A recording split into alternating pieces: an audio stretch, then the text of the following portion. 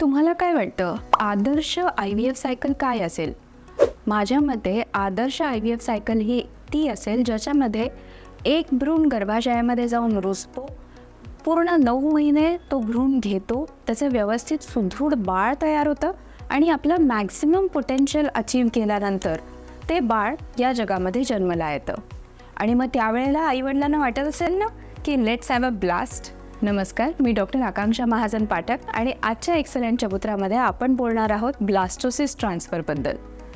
तर पूर्वीच्या काळी काय होतं की साधारण एक 20-30 वर्षापूर्वी लोक एम्ब्रिओला डे 3 पर्यंतच कल्चर करत होते, कारण की त्यांना तेवढा आत्मविश्वासच नव्हता की हे भ्रूण आपल्या लॅबोरेटरीमध्ये डे 5 पर्यंत कल्चर केलं जाऊ शकतं. मग डे 3 पर्यंत कल्चर करून जे उत्तम इन्क्युबेटर आहे, म्हणजे गर्भासाठीचं उत्तम इन्क्युबेटर कोणतं, तर आईचं गर्भाशय, त्याच्यामध्ये तो भ्रूण ट्रान्सफर करून तशी IVF सायकल होत होती. मात्र डे 3 एम्ब्रिओ ट्रान्सफरचा पर एम्ब्रिओ सक्सेस रेट केवळ 10 ते 15% असल्याने एकापेक्षा जास्त भ्रूण आपल्याला गर्भाशयामध्ये सोडावे लागत होते. मग त्यामुळे व्हायचं काय की मल्टिपल प्रेग्नन्सी, एक्टॉपिक प्रेग्नन्सीची रिस्क वाढत होती. मात्र जसं जसं IVFचे हे तंत्रज्ञान प्रगत झालं, तसं जसं लॅबोरेटरीच्या कंडिशन्स सुधारल्या, तसं लोकांनी डे 5 पर्यंत एम्ब्रिओला लॅबोरेटरीमध्येच कल्चर करायला सुरुवात केली आणि मग डे 5च्या दिवशी केवळ एक ब्लास्टोसिस ट्रान्सफर करून सिंगल प्रेग्नन्सी आपल्याला अचीव करता यायला लागली. पण मग हे आदर्शवत स्वप्न प्रत्येकासाठीच खरं ठरू शकतं का? प्रत्येकच कपलला डे 5 एम्ब्रिओ ट्रान्सफरची मात्रा लागू होते का? तर आजच्या व्हिडिओमध्ये आपण तेच जाणून घेणार आहोत. मग डे 5 एम्ब्रिओ ट्रान्सफर कोणी करावं?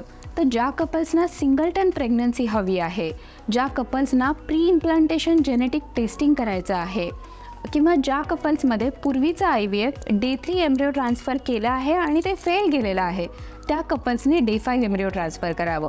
आणि मग अशा कपल्सने IVF सेंटर किंवा फर्टिलिटी सेंटर चूज करताना काही बाबीची पूर्तता करून घ्यावी, जसं की तिथे फुल टाईम एम्ब्रिओलॉजिस्ट अवेलेबल आहेत का, लॅबोरेटरीची कंडिशन कशी आहे, हे लोक डे 5 एम्ब्रिओ डेव्हलप करण्यासाठी कॉन्फिडेंट आहेत का त्यांच्या लॅबोरेटरीबद्दल, या गोष्टींची पूर्तता झाल्यानंतरच तिथे IVF सायकल सुरू करावी. Nova IVF centre Chhatrapati Sambhajinagar येथे आम्ही पर्सनलाइज्ड एम्ब्रिओ ट्रान्सफर करतो. ज्या पेशंटना डे 3 एम्ब्रिओ ट्रान्सफरची गरज आहे त्यांना डे 3, ज्या पेशंटना डे 5ची गरज आहे त्यांच्यासाठी आम्ही डे 5 एम्ब्रिओ ट्रान्सफर करतो. किती एम्ब्रिओ ट्रान्सफर करायचे, कुठल्या स्टेजचे एम्ब्रिओ ट्रान्सफर करायचे, हा निर्णय कपल, डॉक्टर, एम्ब्रिओलॉजिस्ट असं तिघाही मिळून आम्ही घेत असतो. आमच्याकडे पूर्णवेळ एम्ब्रिओलॉजिस्ट अवेलेबल आहेत, जे की तुमच्या भ्रूणांच्या डेव्हलपमेंटवरती आणि आमच्या लॅबोरेटरीच्या पॅरामीटर्सवरती, जसं की टेम्परेचर, ह्युमिडिटी, कंटॅमिनेशनवरती पूर्ण वेळ लक्ष ठेवून असतात. डे 5 एम्ब्रिओ डेव्हलप करण्यासोबतच आमची लॅब आणि आमचं हॉस्पिटल हे काही ॲडव्हान्स टेक्निक जसं की लेझर असिस्टेड हॅचिंग, PGT हे करण्यासाठी देखील सक्षम आहे. हा व्हिडिओ आवडला असेल तर लाईक, शेअर आणि सबस्क्राईब जरूर करा. तुम्हाला या व्हिडिओविषयी किंवा या टॉपिकविषयी काही डाऊट्स असतील तर कमेंट बॉक्समध्ये आम्हाला नक्की कळवा आणि व्हिडिओ शेवटपर्यंत बघितल्याबद्दल धन्यवाद.